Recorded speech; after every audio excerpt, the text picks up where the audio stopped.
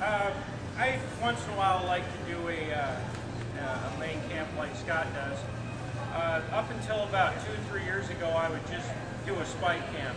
A lot of times I'd haul some gear in, maybe on my scouting trips up in the mountains, hide some extra gear out so when I get up there I don't have to pack in as much. The beauty of having a spike camp is you're already there. You're way back in. Guys like Scott are down at the trailhead at first light coming on in. I'm already in there. I'm right there in the middle of the elk. I get up out of bed, I'm cooking my breakfast, I'm listening to bulls bugling, I grab my bow. Plus he's not a morning person, so he likes to sleep in. Yeah, not only am I afraid of tree stands, I hate getting up early.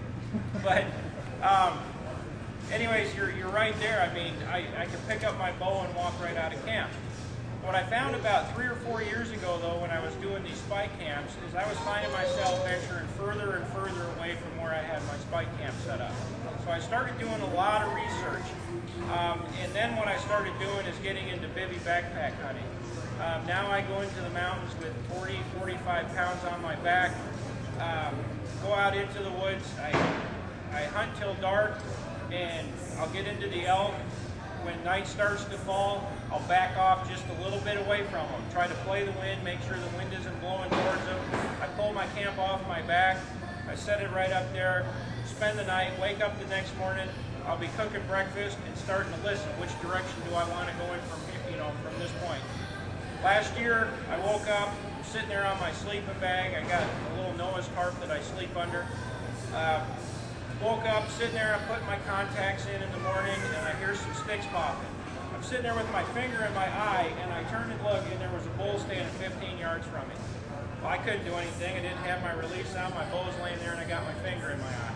But the really neat thing is, though, if you do your homework and do it properly, it's really nice to be right there where the elk are. Sleep in with them, you move with them. It's a real neat experience. As far as the gear, you have to be real selective on what you use for bivvy hunting because you're way out in the middle of nowhere. You don't have the luxury of running back to your truck for your coat or an extra pair of long johns, so you need to do a lot of research. I like to use the Blacks Creek Alaskan pack for my bivvy pack. It starts at 3,000 cubic inches and it expands out to 4,000. So the beauty of that is 3,000 is enough to carry all my gear, but if I get something down, I've got a whole new set of problems. I want a pack that actually expands out so I can put more in and save myself a lot of legwork back and forth to the trailhead. Another thing you have to really pay close attention to if you decide to try the bivvy backpack hunting is make sure you pay attention to nutrition. Set yourself out a really good diet before you leave. It's high in proteins, high in carbohydrates. I use a lot of the Wilderness Athlete products to make sure that I get my proper vitamins in my body. I don't have the luxury like Scott does of just like I said, going back to camp and cooking a big meal. At the same time, I can't carry a whole lot of food with me.